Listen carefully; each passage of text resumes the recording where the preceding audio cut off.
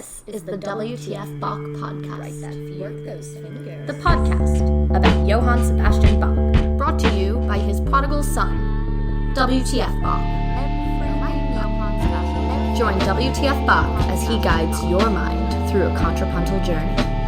Why don't you let WTF Bach guide you? And now, here's WTF Bach. It's WTF Bach. Evan Shinner's here in your ears. A little bit from an autobiography of a great 19th and early 20th century composer. Will you know who this is by the end of the excerpt? If you do, and if you are being honest, without me telling you, I'll send you a free t-shirt. Here we go. Chapter 10, The Organ. When Harry Pan joined reeds of different lengths and so invented the flute which bears his name, he was, in reality, creating the organ. It needed only to add to this flute a keyboard and bellows to make one of those pretty instruments the first painters used to put in the hands of angels. As it developed and gradually became the most grandiose of the instruments, the organ, with its depth of tone modified and increased tenfold by the resonance of the great cathedrals, took on its religious character. The organ is more than a single instrument. It is an orchestra, a collection of the pipes of Pan of every size, from those as small as a child's plaything to those as gigantic as the columns of a temple. Each one corresponds to what is termed an organ stop. The number is unlimited. The Romans made organs which must have been simple from the musical standpoint, though they were complicated in their mechanical construction. They were called hydraulic organs. The employment of water in a wind instrument has greatly perplexed the commentators. Caval studied the question and solved the problem by demonstrating that the water compressed the air. This system was ingenious, but imperfect, since it was applicable only to the most primitive instruments. The keys, it seems, were very large and struck by blows of the fist. Let us leave erudition for art and primitive for perfected instruments. By the time of Sebastian Bach and Rameau, the organ had taken on its grandiose character. The stops had multiplied, and the organist called them by means of registers which he drew out or pushed back at will. In order to give greater resources, the builder multiplied the keyboards. Pedals were introduced to help out the keyboards. At that time, Germany alone had pedals worthy of the name and worthwhile in playing in an interesting bass part. In France and elsewhere, the rudimentary pedals were only used for certain fundamental notes or in prolonged tenutos. No one outside of Germany could play Sebastian Bach's compositions. Playing on the old instruments was fatiguing and uncomfortable. The touch was heavy, and when one used both the pedals and the keyboards, a real display of strength was necessary. A similar display was necessary to draw out or push back the registers, some of which were beyond the player's reach. In short, an assistant was necessary. In fact, several assistants in playing large organs like those at Haarlem or Arnhem in Holland. It was almost impossible to modify the combination of stops. All nuances, save the abrupt change from strong to soft and vice versa, were impossible. It remained for Caval to change all this and open up new fields of usefulness for the organ. He introduced in France keyboards worthy of the name, and he gave to the higher notes, through his invention of harmonic stops, a brilliancy they had lacked. He invented wonderful combinations which allowed the organist to change his combinations and to vary the tone without the aid of an assistant and without leaving the keyboard. Even before his day, a scheme had been devised of enclosing certain stops in a box protected by shutters, which a pedal opened and closed at will. This permitted the finest shadings. By different processes, the touch of the organ was made as delicate as that of the piano. For some years, the Swiss organ makers have been inventing new facilities which make the organist a sort of magician. The manifold resources of the marvelous instrument are at his command, obedient to his slightest wish. These resources are prodigious. The compass of the organ far surpasses that of all the instruments of the orchestra. The violin notes alone reach the same height, but with little carrying power. As for the lower tones, there is no competitor of the 32-foot pipes, which go 2 octaves below the violoncello's low C.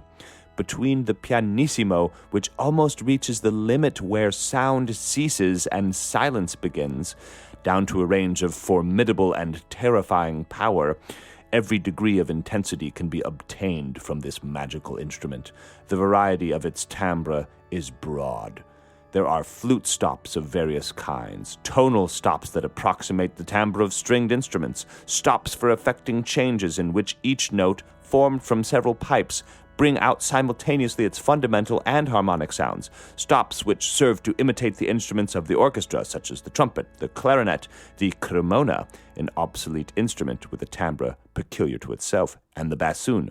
There are celestial voices of several kinds, produced by combinations of two simultaneous stops which are not tuned in perfect unison. Then we have the famous vox humana, a favorite with the public, which is alluring, even though it is tremulous and nasal. And we have the innumerable combinations of all these different stops with gradations that may be obtained through indefinite commingling of the tones of this marvelous palette. Add to all this continual breathing the monster's lungs, which give the sounds an incomparable and inimitable steadiness. Human beings were used for a long time to fill these lungs, blowing away with hands and feet. We do much better now. The great organ in Albert Hall, London, is supplied with air by steam, which assures the organist an inexhaustible supply. Other instruments use gas engines, which are more manageable. Then there is the hydraulic system, which is very powerful and easily used, for one only has to pull out a plug and set the bellows in motion. These mechanical systems, however, are not entirely free from accident. I discovered the fact that when I was concluding the first part of the Adagio in Liszt's great Fantasie in the beautiful Victoria Hall, Geneva, the pipe which brought the water burst and the organ was mute. I have always thought, perhaps wrongly, that malice had something to do with the accident. The Liszt Fantasie is the most extraordinary piece for the organ there is. It lasts 40 minutes and the interest is sustained throughout, just as Mozart in his Fantasie and Sonata in C minor foresaw the modern piano, so Liszt, writing the Fantasie more than a half-century ago, appears to have foreseen the instrument of 1,000 resources which we have today. Let us have the courage to admit, however, that these resources are only partly utilized as they can or should be. To draw from a great instrument all its possibilities, to begin with, one must understand it thoroughly, and that understanding cannot be gained overnight. The organ, as we have seen, is a collection of an indefinite number of instruments. It places before the organist extraordinary means of expressing himself. No two of these instruments are alike. The organ is only a theme with innumerable variations, determined by the place of which it is to be installed, by the amount of money at the builder's disposal, by his inventiveness, and often at his personal whims. As a result, time is required for the organist to learn his instrument thoroughly. After this, he is as free as a fish in the sea, and his only preoccupation is music. Then, to play freely with the colors on his vast palette, there is but one way. He must plunge boldly into improvisation. Now, improvisation is the particular glory of the French school, but it has been injured seriously of late by the influence of the German school, under the pretext that an improvisation is not so good as one of Sebastian Bach's or Mendelssohn's masterpieces. Young organists have stopped improvising. That point of view is harmful because it is absolutely false. It is simply the negation of eloquence. Consider what the legislative hall, the lecture room, and the court would be like if nothing but set pieces were delivered. We are familiar with the fact that many an orator and lawyer who is brilliant when he talks becomes as dry as dust when he tries to write. The same thing happens in music.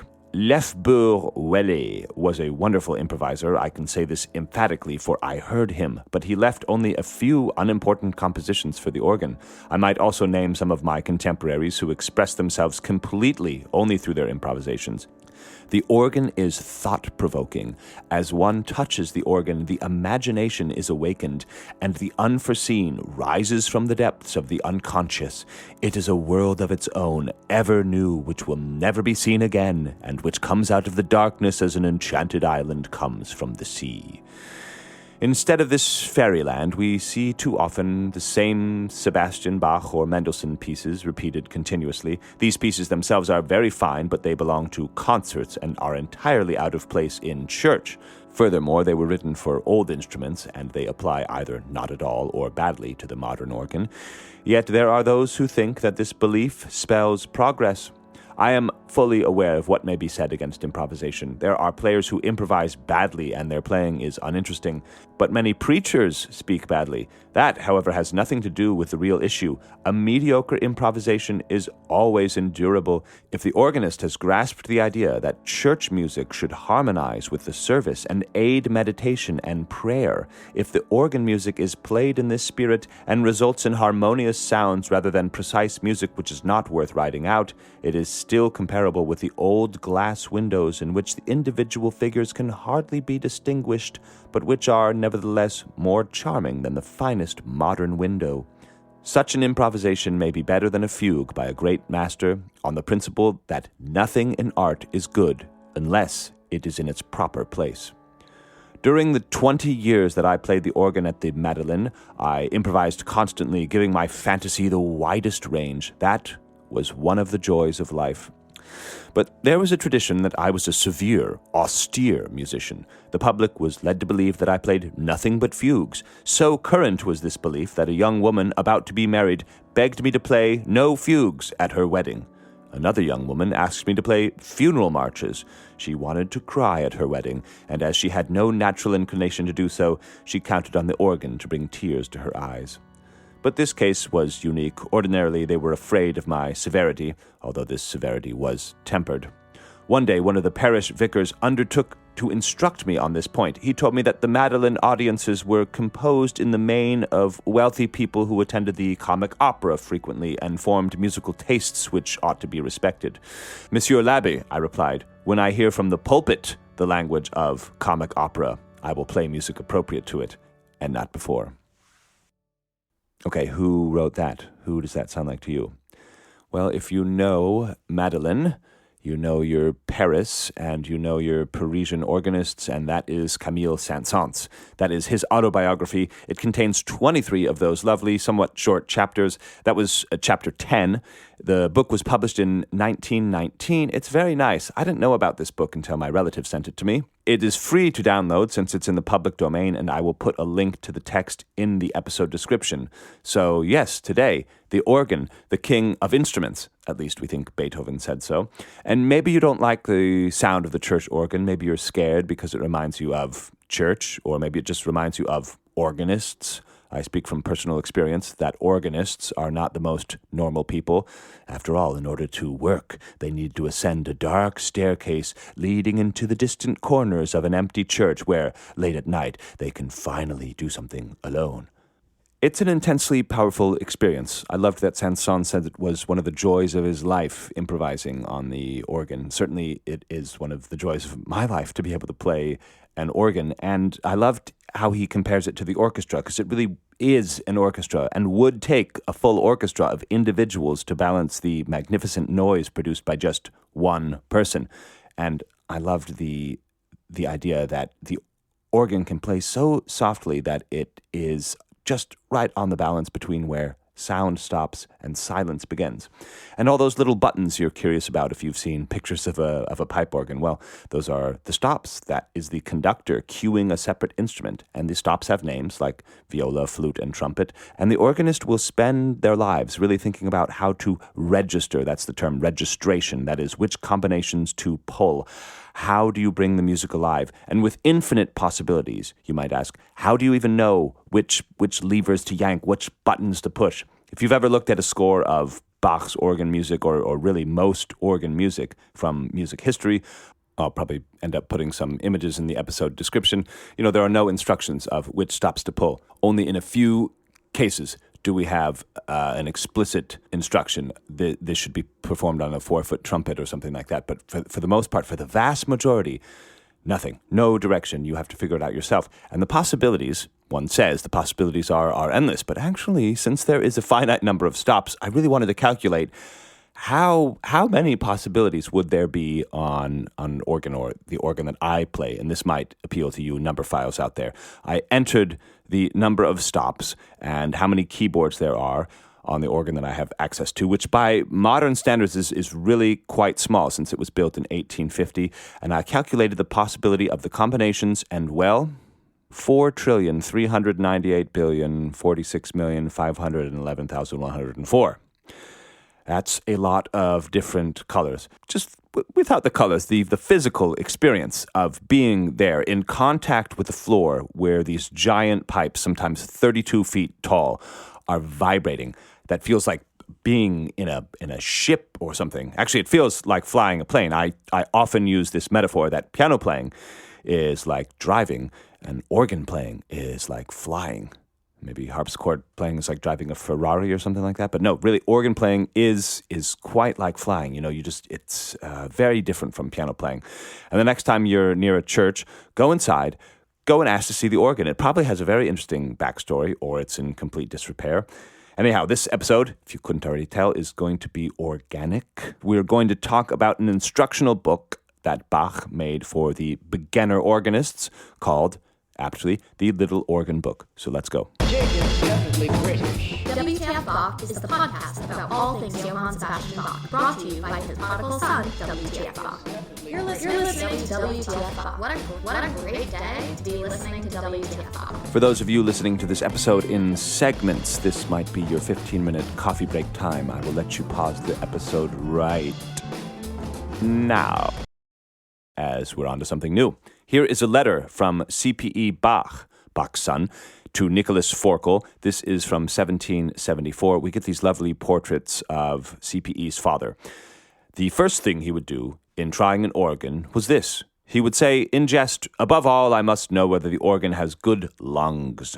And to find out, he would draw out every speaking stop and play in the fullest and richest possible texture. At this, the organ builders would often grow quite pale with fright. Pull out all the stops. That's common parlance. That is an organ reference. I think that's wonderful. We say that today. Pull out all the stops. The letter goes on.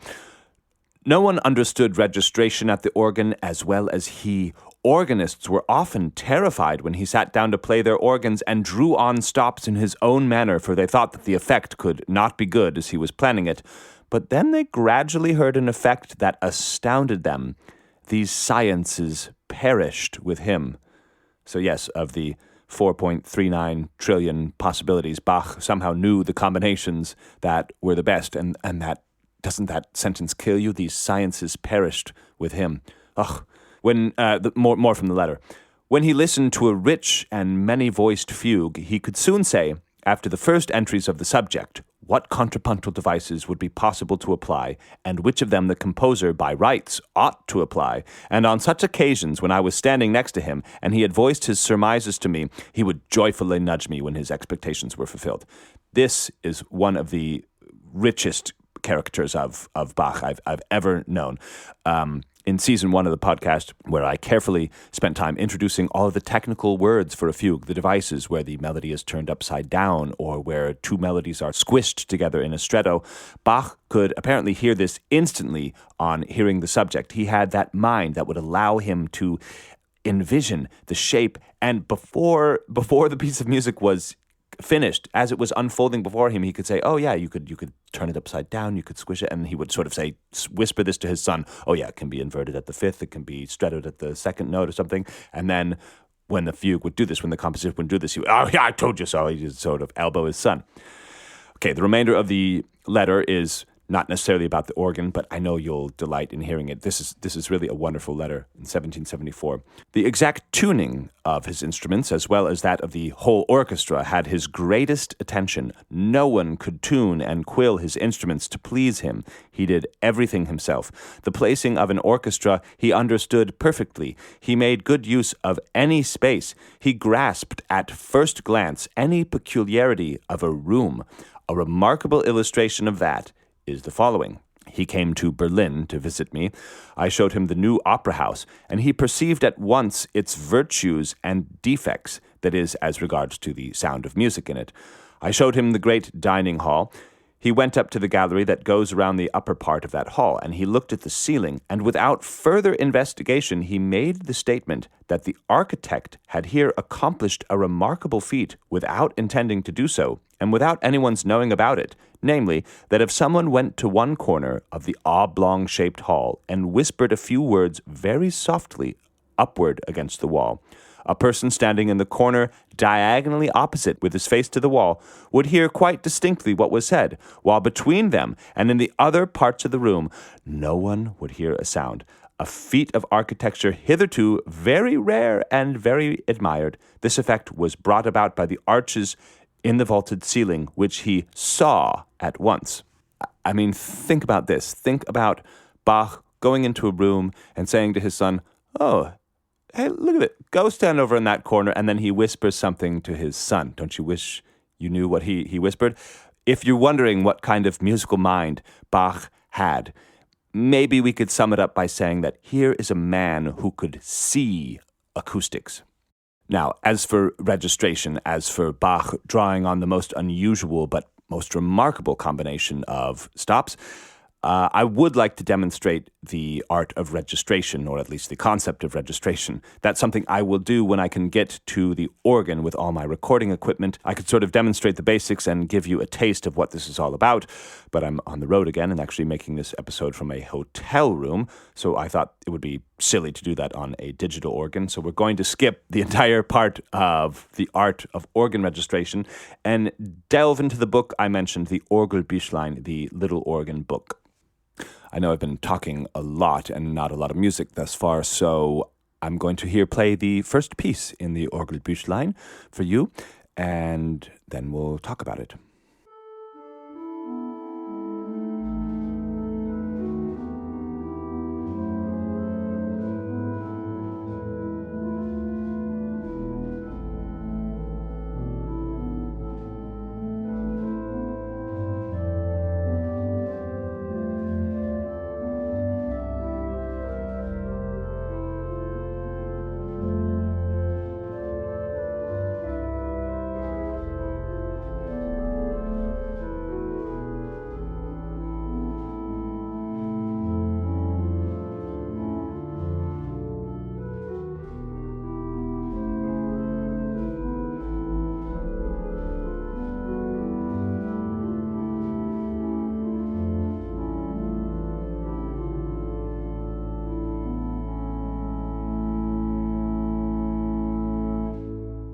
That's BWV 599, the first piece in the Orgelbüchlein.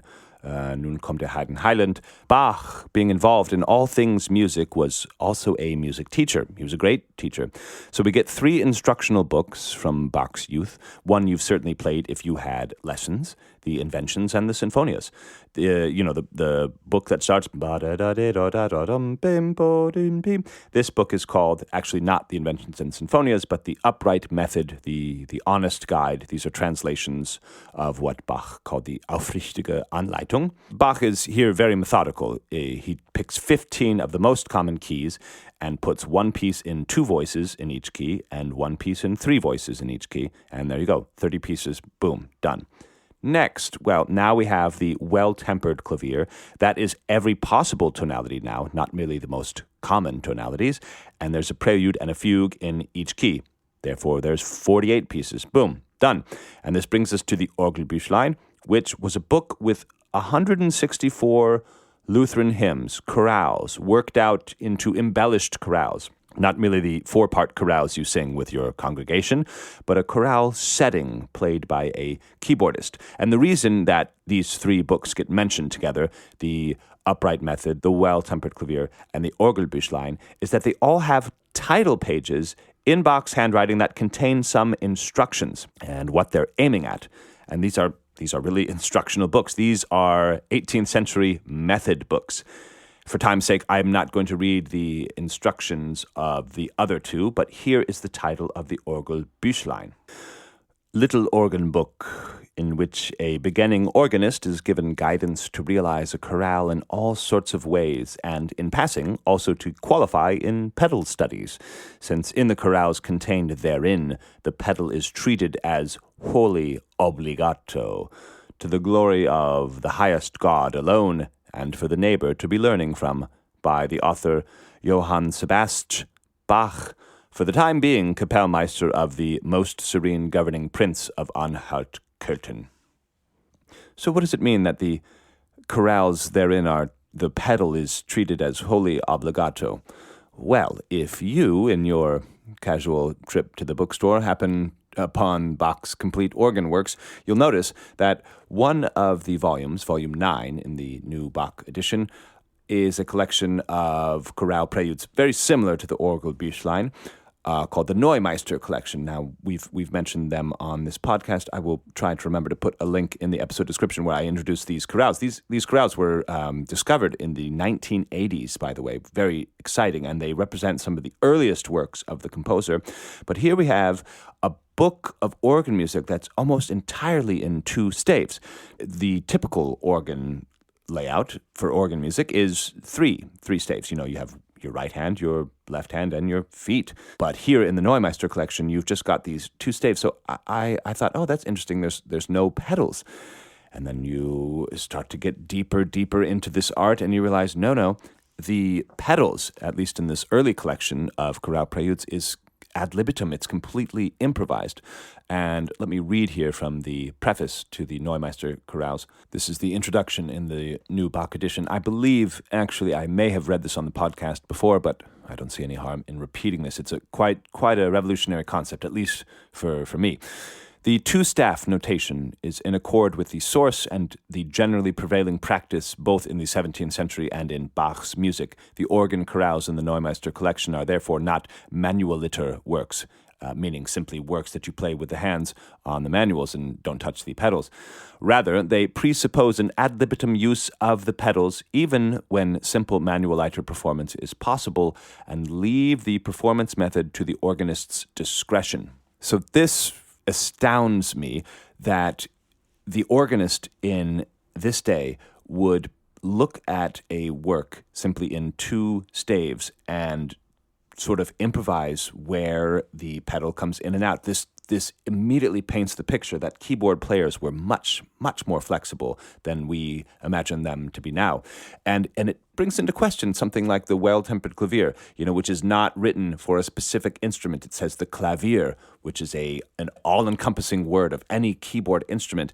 And some of these fugues, could the organ possibly be used here, or the pedal harpsichord, or the pedal clavichord for that matter? And where exactly could you sneak in some fancy footwork here? I mean, especially there's one famous fugue in Book 1 where you have to use a pedal in one instance, and then it begs the question: is it really only the one instance there? Is it really only for the long tenuto, or are you going to actually be using the pedals throughout the entire work? So now let me read to you a little bit from Bach scholar David Yearsley, wonderful contemporary Bach scholar. This essay comes to us in the Routledge Research Companion of 2017. I highly recommend this book for those of you who are curious to see what the summary is of Bach scholarship, at least in 2017. I'm sure it's gone different places in the last 8 years, but this was a very important read for me when it came out. And here is from his essay on keyboard playing in Bach's day. Quote, Forkel's account of Bach's organ music begins with a forceful assertion of the centrality of the pedal to the German organ. And then he quotes Forkel. The pedals are an essential part of the organ. By them alone is it exalted above the other instruments, for its magnificence, grandeur, majesty depend upon them. Without the pedals, this great instrument is no longer great. It approaches the little positives which are of no value in the eyes of competent judges. But the great organ provided with pedals must be so managed that its whole compass is brought into action. In other words, the composer and the player must require from it all that it can perform. Nobody has ever done this more than J.S. Bach. Yearsley goes on, to claim yourself as a complete keyboard player in the 18th century Germany was to be able to play the organ with obligato pedal. Now, when I read this sentence, I thought, I better start shedding my pedal technique. I'll read that sentence again for those keyboardists out there who are a bit shy of approaching the pedals. To claim yourself as a complete keyboard player in 18th century Germany was to be able to play the organ with obligato pedal. Though I am being more than a little polemical in adjusting the historiographical frame around the landscape of Bach keyboard studies, I do believe that an organ-centered revision of scholarly approaches to the field is long overdue. It is not that we are lacking important studies of many aspects of Bach's organs and his music, but rather the kinds of questions one asks as a professional musician, scholar, or amateur player are necessarily shaded by one's mode of access to the music and the relative precision prestige of the recognized instruments now in use. So what can we take away from this idea? Well, I think mostly that to be a keyboard player back then meant that you're a player of the whole family of instruments. Anything that has keys, you play it, even if you have to tap out bass lines with your feet. On my Substack, have you subscribed? I have an article which argues that to be a string player in those days, it meant similarly that you play the entire family of stringed instruments. Hence, you play the solo violins, sonatas, and partitas, but you also play the cello suites. And I'm sure that any string player headed in that direction experiences a new level of musical awareness. I'm just sure of it. I can tell you firsthand that spending time learning how to play with my feet has done something to my perception of music as a whole. Highly recommended. Go beyond your instrument. If anything, it should free us as players today. If you're a pianist, well, here's a freebie. Go into the organ music and look for the pieces that actually are manualiter pieces, that are pieces that Bach marked manualiter, just manuals, no pedals. It's funny how these things work. The four duets. Pianists are familiar with the four duets because by some odd decision, Schmieder, in his BWV catalog, these four pieces were cataloged as keyboard music, piano music, not organ music. But there's actually a huge body of work that is in the same exact genre of manualiter music for the manuals alone on an organ. So yes, if you're looking for a Bach piece to add to your competition program that won't bore the judges, look there. And then send me a royalties check, or at least buy some merchandise or something. This is gold here. Anyways, finally, one more reading for you from the great Schweitzer. I hope you're enjoying all this reading today. I promise there will be music, but some of you actually wrote how much you enjoyed his writing from the previous episode. So here is his writing on the Orgelbüchlein. When I first read Schweitzer, it was this passage that really made me want to get deeper into the organ repertoire, because it's in this passage that Schweitzer famously calls the little organ book the dictionary of Bach's musical language. That's quite a powerful idea. So here is Schweitzer. In the true chorale prelude, Bach appears to have cultivated chiefly the forms of Pachelbel, Böhm, Buxtehude, and Reinken. Toward the end of the Weimar period, however, he becomes independent of his masters and produces a type of his own, the chorale prelude of the Orgelbüchlein. In this, the melody is used as a cantus firmus, unaltered and uninterrupted, usually in the uppermost voice. Round it plays an independently conceived motif not derived from any of the lines of the melody, but prompted by the text of the chorale, and embodying the poetic idea that Bach regarded as characteristic for music and expressible in musical terms. Thus, in the chorale preludes of the Orgelbüchlein, the melody and the text are both represented at the same time, the cantus firmus being poetically illustrated by means of the characteristic motive. Here Bach has realized the ideal of the chorale prelude. The method is the most simple imaginable, and at the same time, the most perfect. Nowhere is the Dürer-like character of his musical style so evident as in these small chorale preludes. Simply by the precision and characteristic quality of the line of the contrapuntal motive, he expresses all that has to be said and makes clear the relation of the music to the text whose title it bears. The Orgelbüchlein is thus not only of significance in the history of the development of the chorale prelude, but it is one of the greatest achievements in music. Never before had anyone expressed the texts in pure tone this way. No one afterwards undertook to do so with such simple means. At the same time, the essence of Bach's art comes clearly into view for the first time in this work. He is not satisfied with formal perfection and fullness of sound. Otherwise, he would have continued to work with the forms and formulae of his teachers in the chorale prelude. He aims at more than this. He aspires after the plastic expression of ideas, and so creates a tone speech of his own. These elements of such a speech already exist in the Orgelbüchlein. The characteristic motives of the various chorales correspond to many of Bach's later emotional and pictorial tone symbols. The Orgelbüchlein is thus the lexicon of Bach's musical speech. This, must be our starting point if we would understand what he is striving to express in the themes of the cantatas and the passions. Until the significance of the Orgelbüchlein was perceived, the fundamental character of Bach's art remained, almost down to the present day, obscure and disputable. So that's Schweitzer. And yes, Schweitzer does, I recall this, use the word plastic very differently from how we do it today. Anyways, I've by now talked a blue streak, which, now that I'm saying that phrase, I have no idea what the origin of that is. Anyone know what talked a blue streak? Is it a art reference or something? Anyhow, I've talked a blue streak about the pedals and the Orgelbüchlein. Hopefully you've got a nice portrait in your head about the king of instruments. Finally, let's have some music. Yes, thankfully, music on a music podcast. And for those of you listening to this episode in segments, now is your coffee break as music here follows in 5, 4, 3. We are going to start in the middle of the Orgelbüchlein with BWV 618. The first is BWV 599, and they count up, so we're some 19 chorale preludes in. Now, this one, the text is O Lamm Gottes unschuldig, and the melody might be familiar to you. There's actually a Leonard Bernstein Bach lecture where he mentions the similarity of this melody to, Twinkle, Twinkle, Little Star, or the alphabet song or whatever. The text in German would be O Lamm Gottes unschuldig am Stamm des Kreuzes geschlachtet, allzeit gefund geduldig, wiewohl du warest verachtet, also hast du getragen, sonst müssen wir verzagen.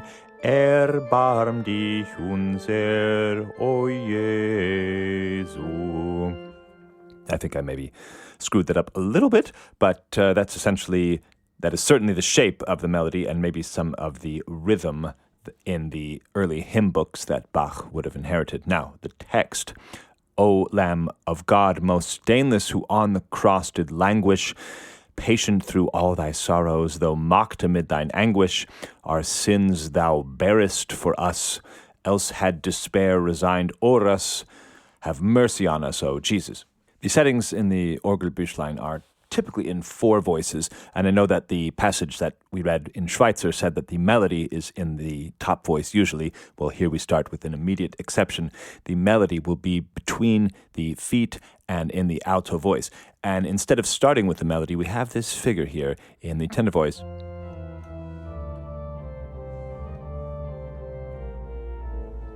And it is in a canon by the soprano voice as well. Now, Schweitzer, he says that he brings the text to life through use of these symbols which will play into the cantata. So this, even though it's in F major, this is clearly a weeping motif. This has to do with this crucifixion, or crucifixus, right? So we will hear, despite the rather jolly tune, which sounds like Twinkle, Twinkle, Little Star, we are going to have a crucifixion motif. And we'll hear the canon right now between the tenor and the soprano. Listen to this.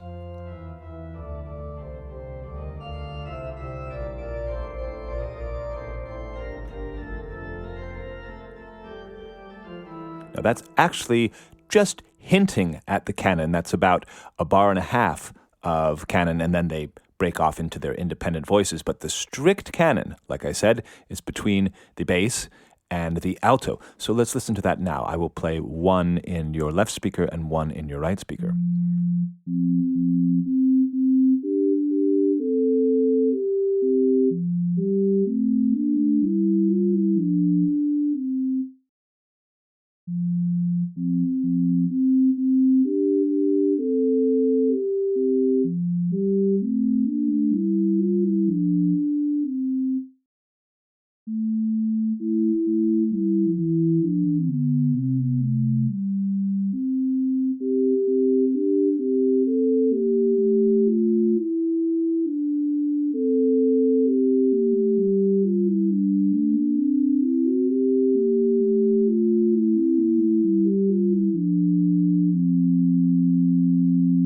Very charming, that canon at the fifth.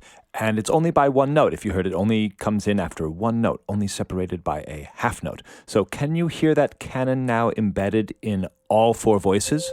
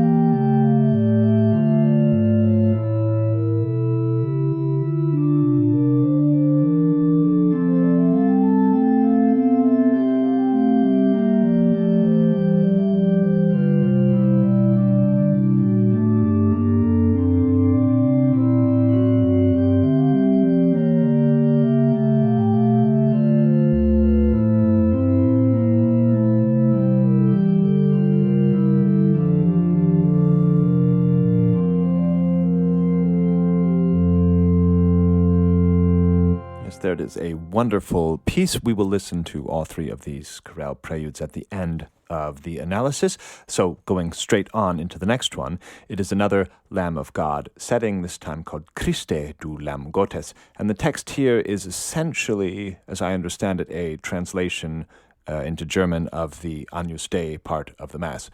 Lamb of God, you take away the sins of the world, have mercy on us. Now the melody is one of those wonderful melodies that ends on a different note from where it started. So the chant here, again, I hope you don't mind my singing. Christe du Lamm Gottes, der du trägst die Sünde der Welt, erbarm dich unser. Everyone wants it to go back there, but it doesn't. It starts here, but it ends here.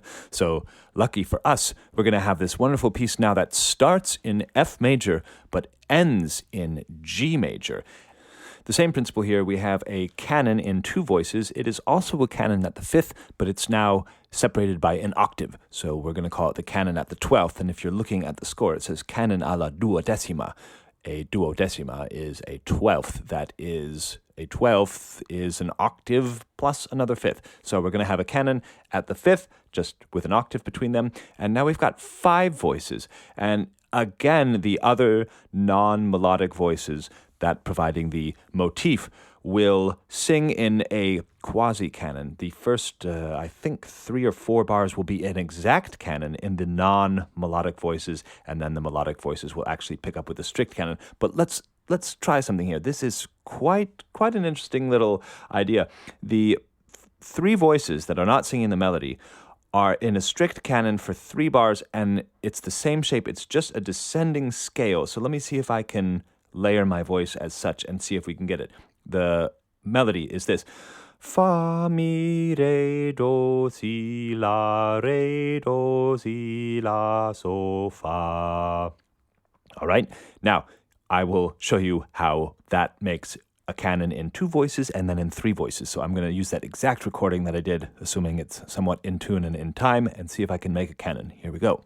Fa, mi, re, do, si, la, re, do, si, la, so, la, re, do, si, la, so, fa. Okay, you see how I did that? That is a canon at the unison in 2 of the 3 non-canonic voices, yet they're still making a canon. Here is 3 voices. Let's see if we can take this shape and push it into 3 voices. Fa, mi, re, do, si, la, re, do, si, la, so, la, re, do, si, la, so, la, re, do, si, la, so, fa. So there you have it. That is essentially how the piece begins, although each of those voices will be in its own octave. So you've got the top voice in the top octave, middle voice in the middle octave, low voice in the low octave, forming a canon, a 3-voice canon, sort of falling after the octave lower, then octave lower, and then the melodic voices come in at a canon at the 12th.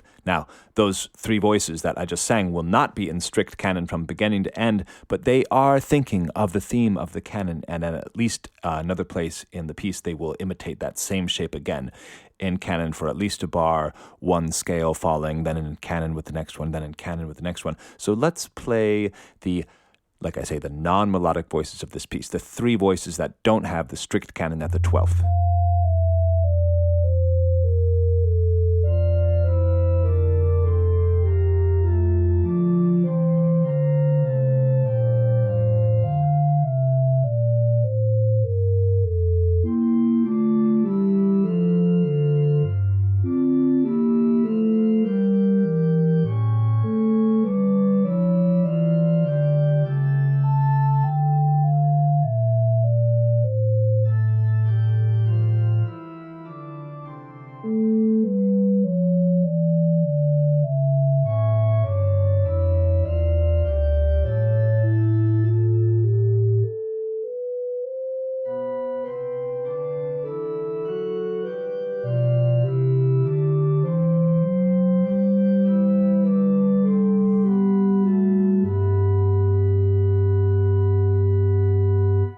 And there you have it, ending in G major, despite the fact that it started in F major. Yes, and we heard that those 3 voices are very imitative, and even you might confuse them for the part that is the actual canon, but now here is the real canon at the 12th. I'm going to play it again in 2 different speakers.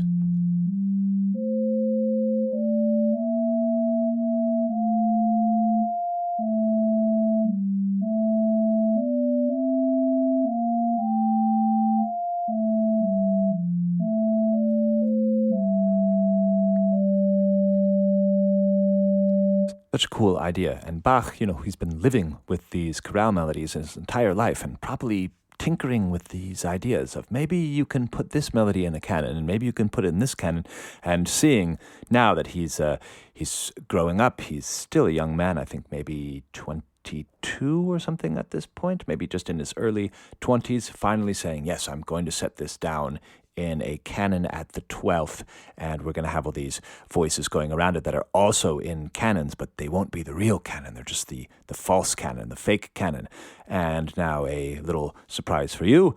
I've actually been involved in setting all of these pieces from the Orgelbüchlein. There are 45 of them completed. I know Bach aimed to have 164, 165 of them, depending on how you count it, throughout the liturgical year, but he only completed 45 of them, and the rest of the Orgelbüchlein is lined pages, empty manuscript paper with the titles of exactly the tunes that he intended to put in there. And he's even got a few openings, 2 bars of a piece, one in F minor that he writes molto adagio, that we go, oh gosh, if only he had finished that one, that would have been beautiful. Indeed, that's a bit of a tragedy that he didn't finish all 164, 165 settings. But again, I ask you, it's like the missing cantatas. How well of the extant cantatas do you know? How well of these 45 chorale preludes do you know? Well, so don't be greedy and ask for all 164. Anyways, I have been making a project, I suppose you could call it a new WTF Bach album of all 45 of these from the Orgelbüchlein. And here's a preview of this one where I sang the pitch numbers sort of in a fixed system as if F is 1, just so you could see how it moves up. And I want to give you a taste for what sort of WTF album is in store for you, at least maybe this year. Who knows? 1 7 6 5 4 3 6 5 6 5 4 3 6 5 4 3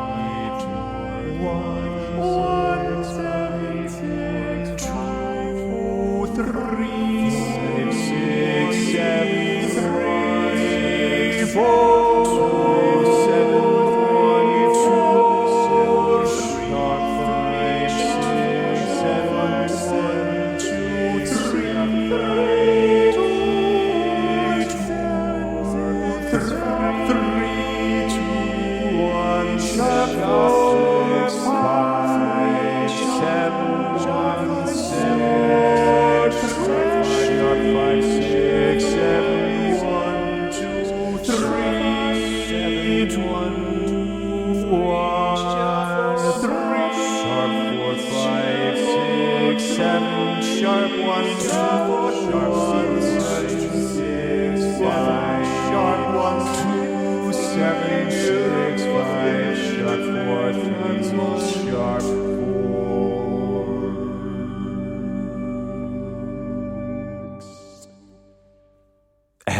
I don't know if you possibly enjoy that, or if anyone could possibly enjoy that. I suppose that's the nature of my WTF Bach albums. It's sort of a very niche market. Anyway, the project started as an exercise in singing all of these lines, because when, in fact, you do sing the inner voices of your contrapuntal pieces, you just get to know them better. So I wanted to know the Orgelbüchlein better, and I started singing all these lines, recording them sort of as a project, and then the project has been growing from there, and maybe it will be something that one day people possibly inebriated will listen to. All right, let's go on to BWV 620. This is the final piece for today's study, and it is another canon. And now, instead of the canon at the 5th or the canon at the 12th, we've got a canon at the octave.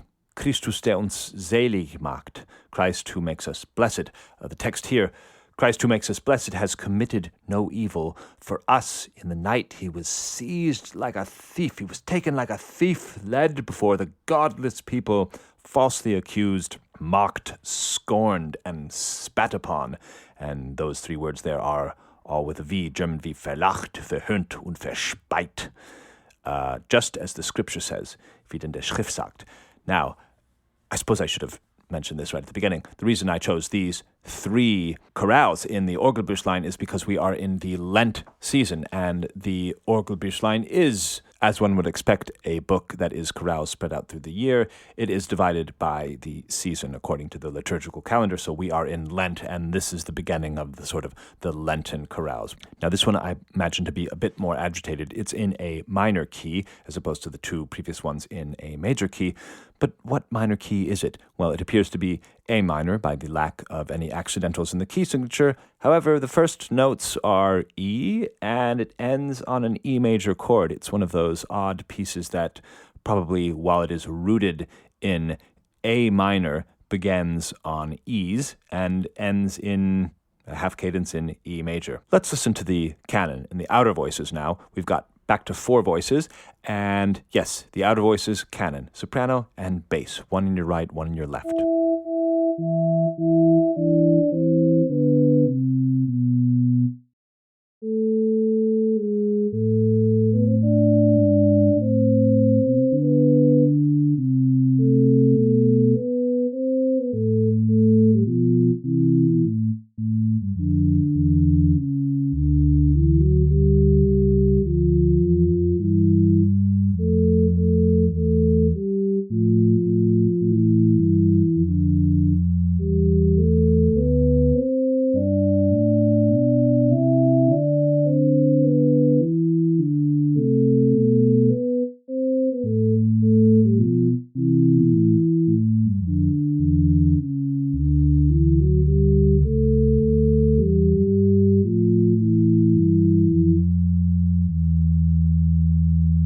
That there is in a tempo probably faster than you are likely to get it on your next organ concert. However, that should set the scene for a bit more of the agitation that this particular chorale setting feels. The agitation, I believe, is evidenced in the fact that there's an early version of this chorale prelude, BWV 620A. Remember, I said that whenever you've got a letter following a BWV number, it indicates that it's probably an earlier version. So 620A has got much fewer 16th notes. Right now I'm going to play all of the non-canonic parts just so you can see the sort of agitation that's going on. We imagine the Savior being stolen like a thief in the night and spat upon and scorned and all the feelings associated with that.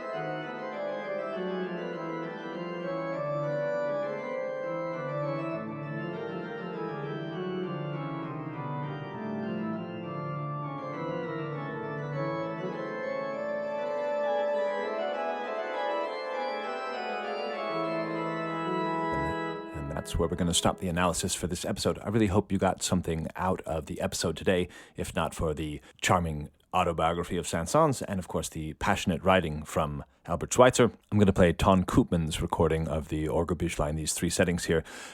This is not because it's my favorite recording. In fact, as I was making this episode, I'm realizing that I've played these pieces a lot more than I've listened to other people playing them. So if you have a favorite recording of the Orgelbüchlein, please let me know. Drop me a note. The only recording I really know is the great Helmut Walche's recordings, several recordings that he made. But this one seemed to be pretty standard, pretty solid as far as I could tell just listening to it. Yes, like I say, I'm on the road, and I hope the sound wasn't too bad with this episode, and you can expect the next episode from me coming sometime in mid-April also. I hesitate to say this because the work is not finished, but yeah, I've got more of the complete Bach projects coming out. Album 4 is certainly ready to go. Is number 5 ready? Is number 6? I have no idea, but at least in the spring you should have one more album from me, at the least, so I hope you look forward to that. And here is Gabby with some promotion, but I should first let you know that I really, really appreciate your donations and your subscriptions. That is what indeed keeps me going, lets me know that not only are you listening, but you think it's worth spending money on. And I really enjoy this. I really want to do this more frequently. So if you can support, then I will be able to do it. So thanks very much for listening. Thanks for listening to the WTF Bach podcast. We couldn't make this podcast without the support of listeners like you. The best way to help this podcast along is to become a paid subscriber on Evan's Substack. If you join for as little as $80 a year, you'll be helping us out tremendously. You can also make a one-time donation on Venmo, Cash App, or PayPal. All relevant links are found in this episode's description. We also want to hear from you. Give us a shout at Bach at WTFBach.com. We get notes almost every week from every corner of the globe. It makes our days to hear from you. So thank you for listening.